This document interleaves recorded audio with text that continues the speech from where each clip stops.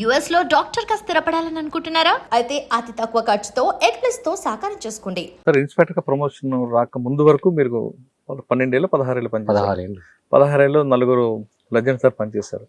అందులో బాగా గుర్తుండిపోయిన ఒక కేసు చెప్పగలరా? ఎవరిది వాళ్ళే రోల్. ఇప్పుడు ప్రవీణ్ కుమార్ వచ్చింది ఒక రోల్, ఆయన ఒక మోడల్గా తీసుకొని ఆయన ఒక పని చేయడం జరిగింది. నళిన్ ప్రభాస్ సార్ ఒక మోడల్ తీసుకొని పని చేయడం జరిగింది.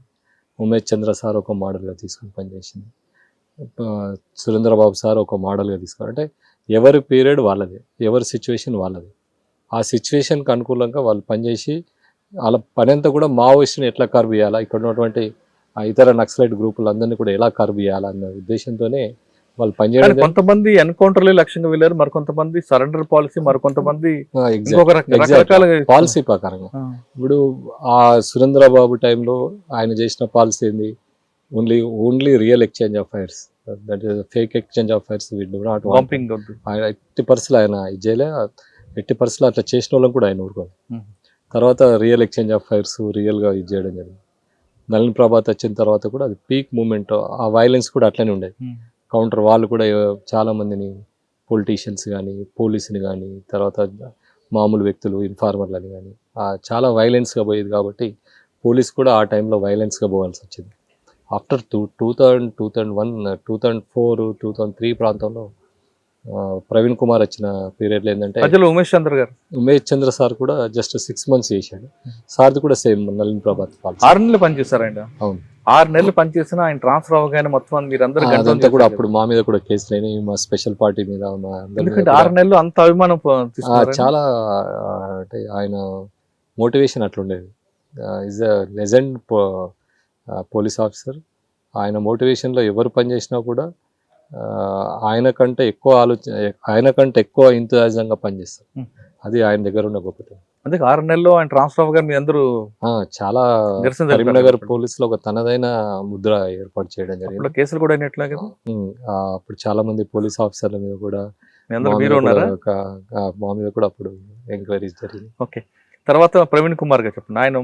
ప్రవీణ్ కుమార్ సార్ పీరియడ్లో ఏంటంటే, ఈ సార్ ఏంటంటే ఈ ఏరియా పుత్రుడు కాబట్టి ఆయన ఒక సామాజిక వర్గానికి ఒక ఈ ఏరియాలో ఉన్న ఆయన నెంబర్ ఇది కాబట్టి ఆయన ఇక్కడ ఉన్న సమాజాన్ని చాలా స్టడీ చేసి ఏం చేసినంటే, అంతకుముందు వరకు ఏముండదంటే, ఒక దళంని మనం ఎన్కౌంటర్ చేసినా వాళ్ళు 10 రోజులలో ఇంకో 10 మంది కలిసి ఒక దళం ఫామ్ అయింది. తర్వాత ఏం చేసిందంటే సరెండర్ పాలసీ చాలా. అంతకుముందు ఎవరైనా సరెండర్ అయితే పోలీస్ చుట్టూ తిప్పుకొని వాళ్ళని మా పోలీస్ దగ్గరనే పెట్టుకొని బయటకు పంపించేది కాదు.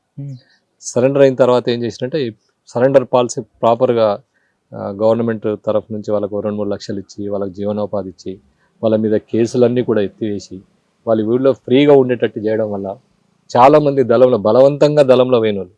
బలవంతంగా ఎట్లా అంటే, అప్పటి వరకు దళంలో వేయటోళ్ళు ఎట్లుండేదంటే, చాలామంది ఎవరు కూడా మనస్ఫూర్తిగా దళంలో వేయనోళ్ళు లేరు 2000 తర్వాత. అవునా? విషయం ఏంటంటే, వాళ్ళని ఏదో చిన్న విలేజ్లో చిన్న గ్లడ్జెస్ ఉంటాయి, ఏదో పక్కోళ్ళతో గొడవ ఉంటుంది, భూమి పంచాయతీ ఏదో ఉంటుంది. ఆ సందర్భంగా దళం దగ్గరకు పోయితే దళం ఏం చేసేది, వాళ్ళ చుట్టూ తిప్పుకొని ఒక వైలెన్స్కి తీసుకుపోయేది. ఎవరినో కొట్టడానికో చంపడానికో. ఈ పిల్లోడిని మెల్లగా వీడు ఆ తుపాకి పట్టుకుంటే మన ఊర్లో మనకు అందరు భయపడతారు అన్న దీంతో వాళ్ళు ఎంబడిపోతే ఆ వైలెన్స్ చేసే కాడ వీడిని ముందు పెట్టి అంటే ఊరిలో అందరూ చూస్తుండే, పలానా విలేజ్ వాడు అన్నలలో తిరుగుతున్నాడు. అది మా దాకా వచ్చిన తర్వాత మేము వాని కొర తిరిగితే అప్పుడు వాడు దళంకు టచ్ అయ్యి, అన్న ఆ దళం ఏం చెప్పేదంటే, నువ్వు బయటకు వెళ్తే పోలీసు వాళ్ళు చంపేస్తారు, నువ్వు మా దగ్గరనే ఉండు గమ్ము. కానీ అట్లా సగం మంది దళంలో వాళ్ళే తిరిగారు. ఎప్పుడైతే ఈ సరెండర్ పాలసీ మేము పెట్టిన తర్వాత చాలామంది అట్లాంటి ఎవరైతే పోయినరో చిన్న కారణాల వల్ల దళంలో పోయిన వాళ్ళంతా కూడా తుపాకులు అక్కడ బారేసి బయటకు రావడం. అదే టైంలో ప్రవీణ్ కుమార్ గారు ఎక్స్పీ టైంలో 43 మంది ఒకేసారి సరెండర్ అయ్యిండు. దాదాపు 300 మంది. జనశక్తి అయితే పూర్తిగా లేకుండా 43 మంది ఒకేసారి జనశక్తి మొత్తం ఆ దెబ్బతో జనశక్తి పూర్తిగా నామరూపాలు లేకుండా పోయింది. మావోయిస్టులో కూడా చాలా మట్టుకు రిక్రూట్మెంట్ తగ్గిపోయింది. ఈ లోపు కోవర్ట్ ఆపరేషన్ స్టార్ట్ అయింది. ఆ కోవర్ట్ ఆపరేషన్ తో కూడా వాళ్ళు రిక్రూట్మెంట్ నమ్మలేకపోయాడు. అది ఎవడు ట్రూ పర్సన్, ఎవడి ఆ అపనమ్మకం ఒకటి, ఈ సరెండర్ పాలసీ ఒకటి. ఈ రెండుతో ఏమైందంటే, కరీంనగర్లో 2004 వచ్చే వరకు ఆల్మోస్ట్ ఆ దళాలన్నీ కూడా వైండప్ అయిపోయినాయి. కానీ కొంతమంది పార్టీలోకి హోమ్ గార్డులకి పంపించి దళ సభ్యుడిగా వాళ్ళ ఇన్ఫర్మేషన్ తీసుకొచ్చేవారు అడగదండి అప్పుడు. కోవర్ట్ ఆపరేషన్స్ అప్పుడు ఇట్లాంటి వాళ్ళలో ఉన్నటువంటి కొంత వ్యక్తులు వాళ్ళ సిద్ధాంతం మీద విరక్తి చెంది వాళ్ళు ఉంటే దేశానికి నష్టం అన్న ఉద్దేశంతో కొంతమంది మా వైపు వచ్చేది వాస్తవం. వాళ్ళని ఖచ్చితంగా వాళ్ళు కూడా పిలిపించి సరెండర్ అయ్యి వాళ్ళకి హోమ్ గార్డ్ లో జాబ్ ఇవ్వడం కూడా చేయించేవారు కదా. తప్పకుండా చాలా మందికి మనం సరెండర్ పాలసీలో వాళ్ళకు జీవనోపాధి కల్పించడం మన ఇది. దానిలో కొంతమందిని హోమ్ గార్డ్ కూడా చేయడం జరిగింది. సార్ 4 సంవత్సరాల్లో అయిపోయింది, 4 లెజెండ్స్ చూశారు. తర్వాత ఈ సీఏగా ప్రమోషన్ రాగానే ఏసీబీ నిజామాబాద్ ఏసీబీలో 5 years 2010 నుంచి 14 ఏసీబీలో మీకు బాగా గుర్తుండిపోయి డిఏ కేసు కానీ ఒక ట్రాప్ కేసు కానీ. నేను ఏసీబీలో ఉన్నప్పుడు ఐ గాట్ 72 కేసెస్. డిఏ ట్రాప్లు 4 డిఎల్ చేశాను. 70 వరకు ఇయర్లీ 20 కేసెస్ మినిమం చేసి. సార్ ఏసీబీలో డిఏ కేసుల్లో కన్విక్షన్ రాదు, ట్రాప్ కేసులు కన్విక్షన్ వస్తుంది, ఎందుకంటారు? డిఏ కేసు అంటే డిస్ప్రపోర్షనేట్ అసెట్స్.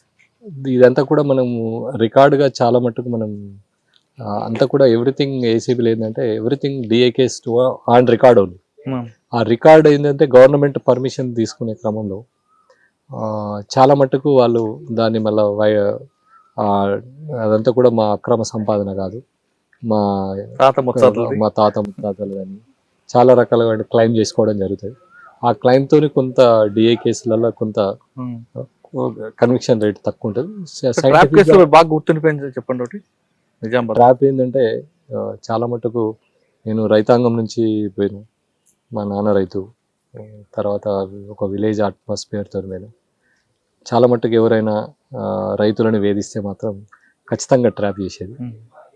అది రెవెన్యూ డిపార్ట్మెంట్ అయినా ఎలక్ట్రిసిటీ డిపార్ట్మెంట్ అయినా. అందులో మీ దీంట్లో 3 స్టోరీలు ఉంటాయి. ఒకటి fish corruption, 2 goat corruption, 3 buffalo corruption. Fish corruption కి మీరు కూడా ఎగ్జామ్షన్ ఇచ్చేవారా, లేదు చిన్న రైతుకి వేధించాడు కాబట్టి దీంట్లో ఏదైనా కూడా సమాజంలో ఎవరైతే ఏ సమాజం అయితే వెన్నెముక ఉంటుందో ఆ సమాజానికి ఎవరు కీడి చేసినా కూడా వాళ్ళు ఆఫీసర్ కొంతమంది ఫిష్ కరప్షన్ ఎగ్జామ్ ఇచ్చేవారు. అట్లేం ఉండదు, ఇన్బిల్ట్ అయింది కదా, అట్లేం ఉండదు. కానీ కాకపోతే అకార్డింగ్ టు సిచ్యువేషన్. మీకు బాగా గుర్తుండిపోయిన ఒక డిఏ ఒక ట్రాప్ కేసు చెప్పండి నిజామాబాద్. ఈ టైప్ కూడా క్రైమ్ ఇది చాలా ఒక పోలీస్ స్టేషన్ లో ఇట్లాంటి పోలీస్ స్టేషన్ ఐ థింక్ కామారెడ్డికి వెళ్ళి బాన్స్వాడ వెళ్ళే రూట్ లో ఉంటది, లింగంపల్లి. ఆ పోలీస్ స్టేషన్ లో ఎస్ఐని ట్రాప్ చేయడం జరిగింది. ఆ ఎస్ఐని ట్రాప్ చేసేటప్పుడు ఆ లంబాడి వేషాలు వేసుకొని ఆ పోలీస్ స్టేషన్ లో పోయి పంచాయతీ మేము కూడా పాల్గొని ఆ ఎస్ఐని పట్టుకున్న నిజంగా కూడా గ్రేట్. పట్టుకున్న తర్వాత ఆయన అక్కడ ఉన్నటువంటి దాదాపు ఒక 20 విలేజ్ల తండాలు ఉన్నటువంటి బై లంబాడ అంటే ట్రైబ్స్ అందరు వచ్చి ఒక టపాకాయలు ముట్టించి ఒక అవినీతి ఆఫీసర్ పోయినన్నది చాలా ఒక అవినీతి పరుడైన ఆఫీసర్ని పట్టుకున్నారన్న దీని మీద చాలా మంది హ్యాపీగా ఫీల్ అయ్యి టపాకాయలు అదొకటి. సారీ ఏసీబీ తర్వాత ఏసీబీ 4 years తర్వాత గోదావరికని 1 town చేసి 1 town 3 years చేసి గోదావరికని 1 town 3 years చేసి తర్వాత కాజ్నర్ 2 years చేశాను. తర్వాత రామగుండం సిసిఎస్కి వచ్చిన తర్వాత ప్రమోషన్ వచ్చింది. ప్రమోషన్ తర్వాత ఏసీపీగా నిజామాబాద్ వెళ్ళాను. నిజామాబాద్ ఏసీపీగా 2 years చేశాను. చేసి 1 year సిసిఎస్ హైదరాబాద్ కూడా వైట్ కాలర్ అఫెన్స్ చేశాను.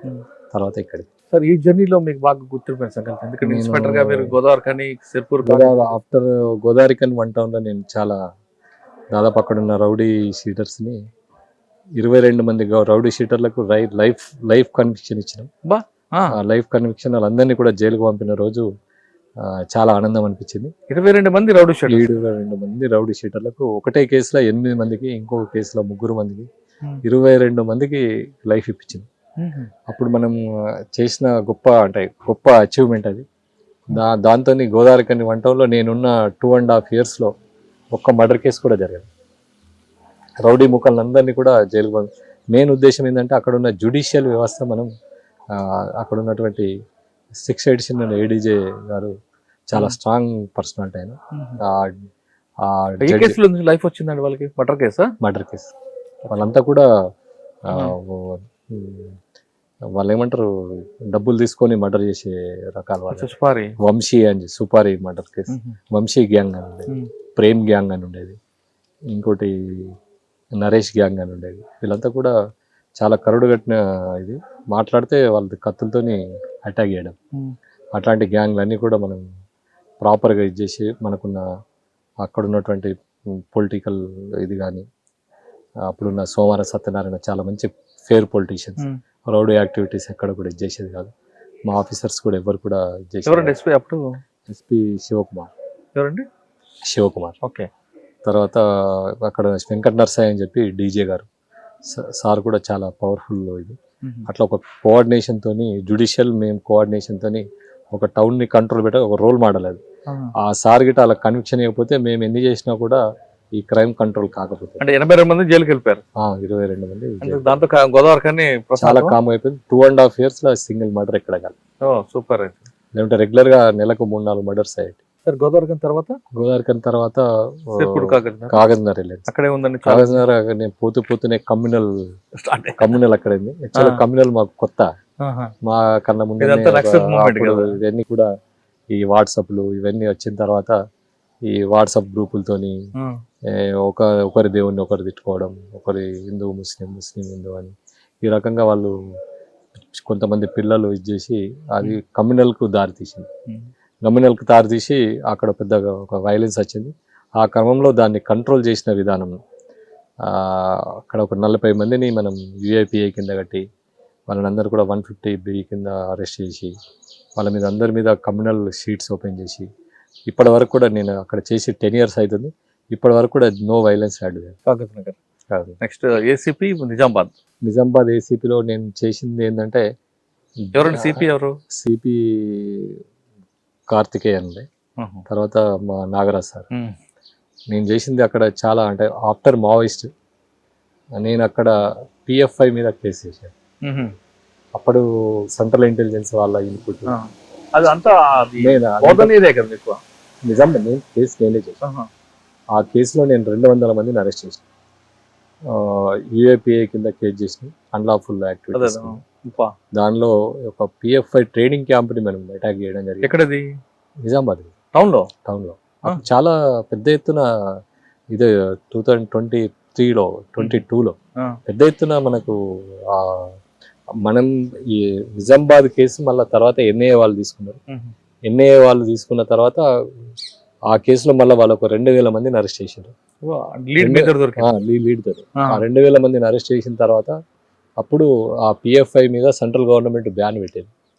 బికాజ్ నాకు ఒక తృప్తి ఏంటంటే, అక్కడ నేను చేసిన కేసు, నేను ఇన్వెస్టిగేషన్ చేసిన కేసు PFI బ్యాన్ కారణం ఏంటంటే I was very happy that thing. Rajesh Kumar counter intelligence IG గారు కానీ, తర్వాత మా నాగరాజు CP గారు కానీ చాలా మట్టుకు దాన్ని మనం కేసు చేయడానికి చాలా రకాలుగా అక్కడ మైనారిటీస్ ని అరెస్ట్ చేయడం అంటే అంత ఈజీ కాదు. ఆ టైంలో ప్రాబ్లం మీకు ఏమైనా ప్రాబ్లం రాలేదా? ఎందుకంటే పక్కన చాలా వచ్చినా కూడా పొలిటీషియన్స్ కూడా ఒక ఆయన ఉన్నాడు కదా, చాలా వచ్చినా కూడా వాట్ ఈస్ PFI అనేది మనం చెప్పినాం. వాళ్ళు చేసే యాంటీ నేషన్ ఏందో చెప్పినాం. వాళ్ళు ఏ రకంగా ఇది చేస్తున్నారు, వాళ్ళ ఆర్గనైజేషన్ స్ట్రక్చర్ ఏందో చెప్పినాం.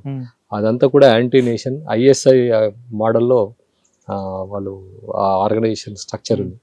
కాబట్టి ఇండియన్ గవర్నమెంట్ కూడా వాళ్ళ ఎక్స్ట్రీమ్ ఐడియాలజీ, ఎక్స్ట్రీమ్ ఇది అని చెప్పేసి వీళ్ళంతా కూడా ఆ వైపు తీసుకెళ్తారని చెప్పేసి ఈరోజు ఆ PFIని బ్యాన్ చేయడం జరిగింది. I was a first IO in that case.